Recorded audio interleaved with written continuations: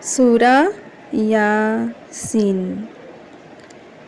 অৰ্থাৎ দুটি গুপ্ত আখৰ ইয়াসিন মক্কাত অৱতীৰ্ণ। পৰম কৰুণাময় পৰম দয়ালু আল্লাহ তাআলাৰ নামত আৰম্ভ কৰোঁ। ইয়াসিন জ্ঞানপূৰ্ণ কুৰআনৰ শপত। নিশ্চয় তুমি ৰসুল সকলৰ অন্তৰ্ভুক্ত। তুমি পোন বাটত আছা। ই অৰ্থাৎ কুৰআন সৰ্বশক্তিমান পৰম কৰুণাময়ৰ অৱতীৰ্ণ বাণী, যাতে তুমি এনেকুৱা এটি সম্প্ৰদায়ক সতৰ্ক কৰি দিব পাৰা যাৰ পিতৃপুৰুষসকলক সতৰ্ক কৰি দিয়া হোৱা নাছিল, গতিকে সিহঁত অমনোযোগী। নিশ্চয় সিহঁতৰ বেছিভাগৰে ওপৰত এই কথা ঠিক কৰা হৈছে, অৰ্থাৎ সিহঁতক আল্লাহ তাআলাৰ দয়াৰ পৰা বঞ্চিত কৰা হৈছে, কাৰণ সিহঁতে বিশ্বাস নকৰে। নিশ্চয় মই সিহঁতৰ ডিঙিত শিকলি লগাইছোঁ, তাৰ পিছত ই সিহঁতৰ থুতুৰিলৈকে আগুৰিছে, গতিকে সিহঁতে মূৰ দাঙি আছে, গতিকে সিহঁতে পথ দেখা নাপায়। আৰু মই সিহঁতৰ সন্মুখত এখন প্ৰাচীৰ আৰু সিহঁতৰ পিছতো এখন প্ৰাচীৰ প্ৰতিষ্ঠা কৰি দিছোঁ। তাৰ পিছত মই সিহঁতক ঢাকি পেলাইছোঁ, গতিকে সিহঁতে দেখা নাপায়। আৰু হে মুহাম্মদ সাল্লাল্লাহু আলাইহি ওয়াসাল্লাম, তুমি সিহঁতক সাৱধান কৰি দিয়া বা সিহঁতক সাৱধান কৰি নিদিয়া, সিহঁতৰ কাৰণে একে কথা, সিহঁতে বিশ্বাস নকৰিব। হে মুহাম্মদ সাল্লাল্লাহু আলাইহি ওয়াসাল্লাম, নিশ্চয় তুমি কেৱল সেইসকলক সাৱধান কৰি দিব পাৰিবা যিসকলে সদ উপদেশ অৰ্থাৎ কুৰআন অনুসৰণ কৰে আৰু নেদেখাকৈয়ে কৰোণাময়ক ভয় কৰে। এতেকে তুমি সিহঁতক ক্ষমা আৰু অতি সন্মানজনক পুৰস্কাৰৰ সুসংবাদ দিয়া।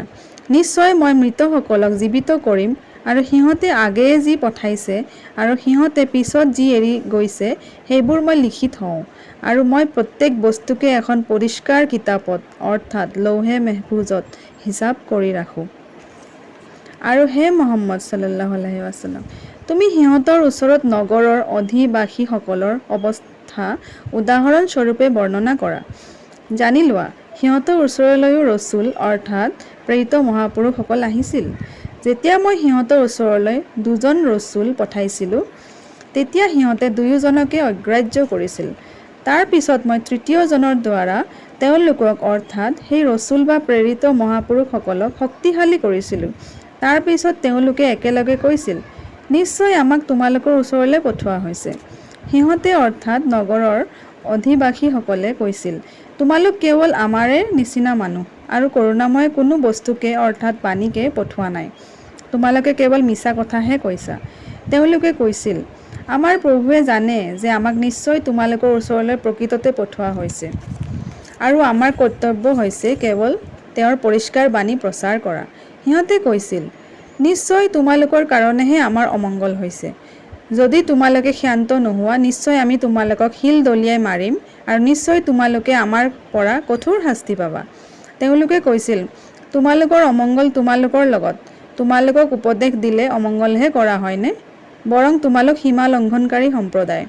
আৰু চহৰৰ শেষ সীমাৰ পৰা এজন মানুহে দৌৰি আহি কৈছিল, ভাইসকল, তোমালোকে ৰচুল অৰ্থাৎ প্ৰেৰিত মহাপুৰুষসকলক অনুসৰণ কৰা, যিসকলে তোমালোকৰ ওচৰত কোনো প্ৰতিদান খোজা নাই আৰু যিসকলে নিজেও সুপথ লাভ কৰিছে। আৰু মোৰ পক্ষে সেইজনক উপাসনা নকৰাটো উচিত নহ'ব যিজনে মোক সৃজন কৰিছে আৰু যাৰ ওচৰলৈ তোমালোকে উভতি যাব লাগিব।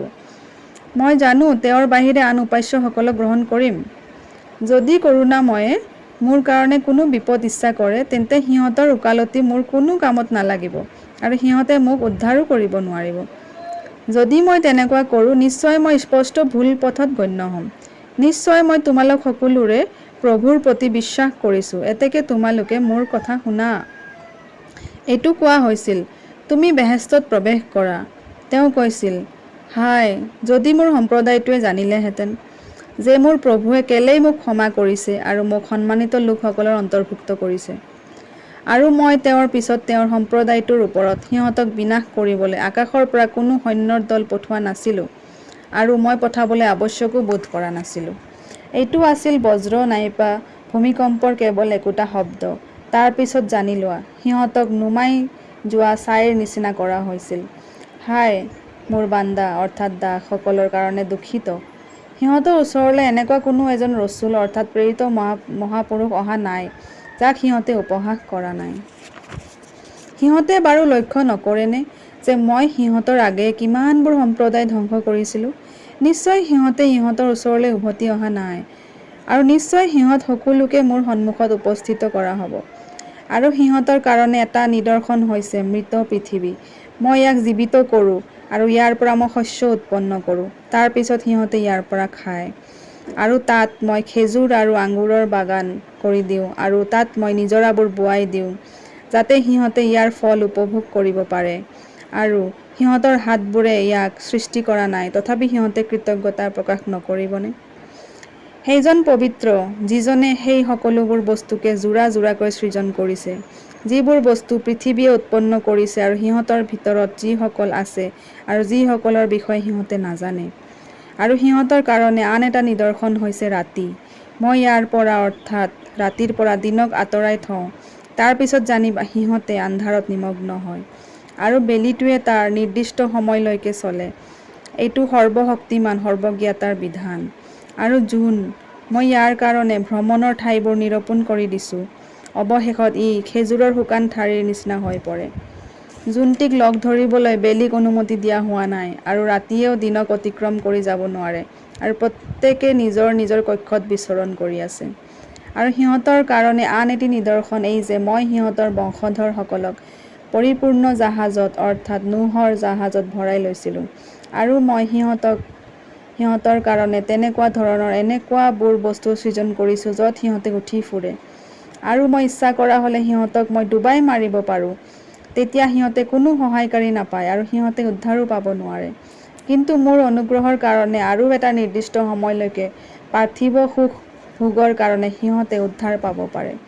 আৰু যেতিয়া সিহঁতক কোৱা হয়, তোমালোকৰ সন্মুখত যি আছে আৰু তোমালোকৰ পিছত যি হ'ব তাক ভয় কৰা, যাতে তোমালোকে আল্লাহ তাআলাৰ কৰুণা লাভ কৰিব পাৰা। আৰু সিহঁতৰ প্ৰভুৰ নিদৰ্শনবোৰৰ এনেকুৱা কোনো এটি নিদৰ্শন সিহঁতৰ ওচৰলৈ অহা নাই যাৰ পৰা সিহঁতে মুখ ঘূৰোৱা নাই।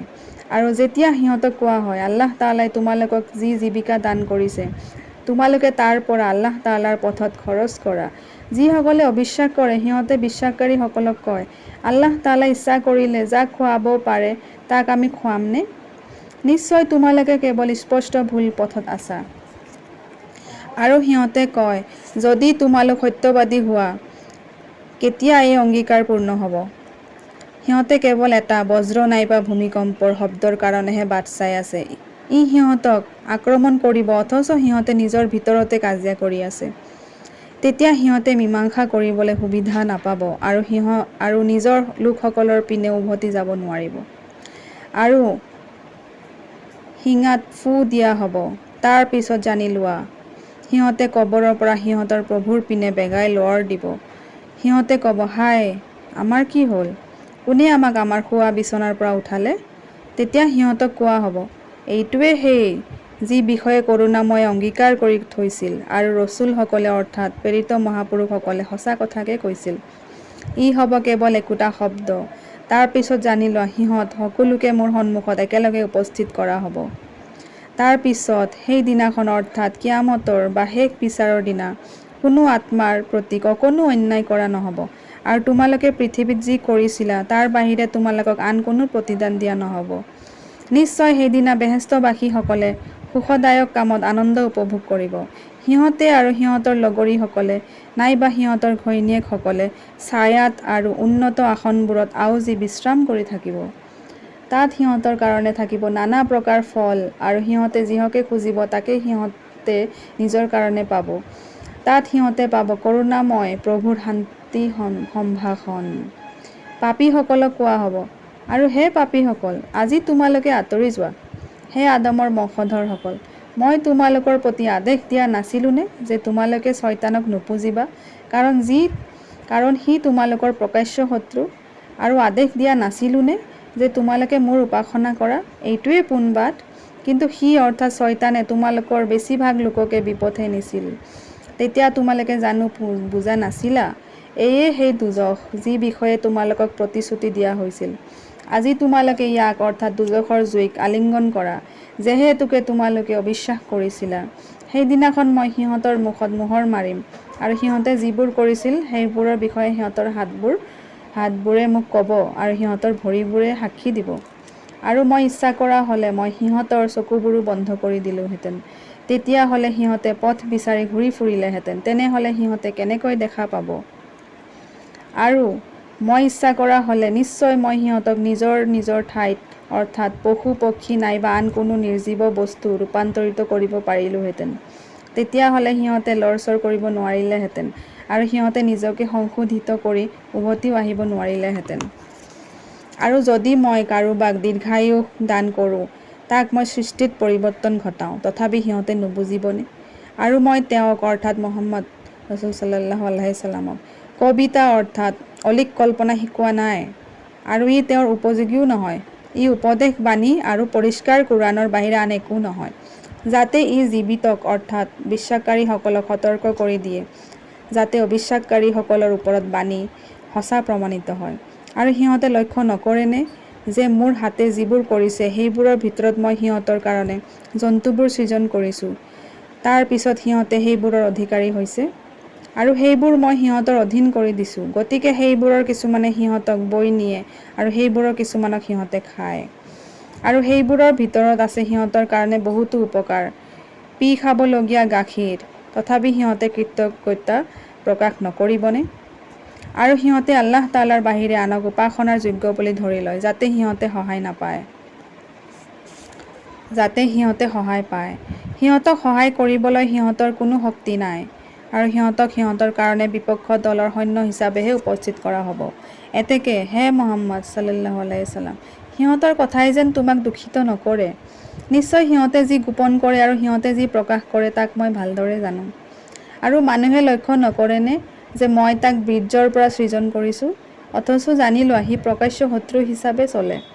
আৰু সি অৰ্থাৎ মানুহে মোৰ কাৰণে উপমা স্থিৰ কৰে আৰু সি নিজৰ সৃষ্টিৰ বিষয়ে পাহৰি যায়। সি কয়, পচি যোৱা হাড়বোৰক কোনে পুনৰাই জীৱিত কৰি তুলিব? হে মুহাম্মদ সাল্লাল্লাহু আলাইহি ছাল্লাম, কোৱা, যিজনে প্ৰথমবাৰ সৃজন কৰিছিল তেওঁই সেইবোৰক পুনৰাই জীৱিত কৰি তুলিব, আৰু তেওঁ প্ৰত্যেকবিধ সৃষ্টিৰ বিষয়ে সৰ্বজ্ঞাতা। যিজনে তোমালোকৰ কাৰণে সেউজীয়া গছৰ পৰা জুই উৎপন্ন কৰে, তাৰ পিছত জানি লোৱা তাৰ পৰা তোমালোকে জুই জ্বলোৱা। যিজনে আকাশ আৰু পৃথিৱী সৃজন কৰিছে, তেওঁ কিয়ামতৰ বা শেষ বিচাৰৰ দিনা সিহঁতৰ নিচিনা বস্তু সৃজন কৰিবলৈ সক্ষম নহয়নে? হয়, বৰং তেওঁ সৰ্বশ্ৰেষ্ঠ সৃজনকৰ্তা, সৰ্বজ্ঞাতা। নিশ্চয় তেওঁ যেতিয়া কোনো বিষয়ে ইচ্ছা কৰে তেওঁ কেৱল সেই বিষয়েই বুলি কয়, হোৱা, ততালিকে ই হয়। এতেকে সেইজন পবিত্ৰ যাৰ হাতত আছে সকলোবোৰ বস্তুৰে অধিকাৰ আৰু যাৰ পিনে তোমালোক সকলোৱে উভতি যাব লাগিব।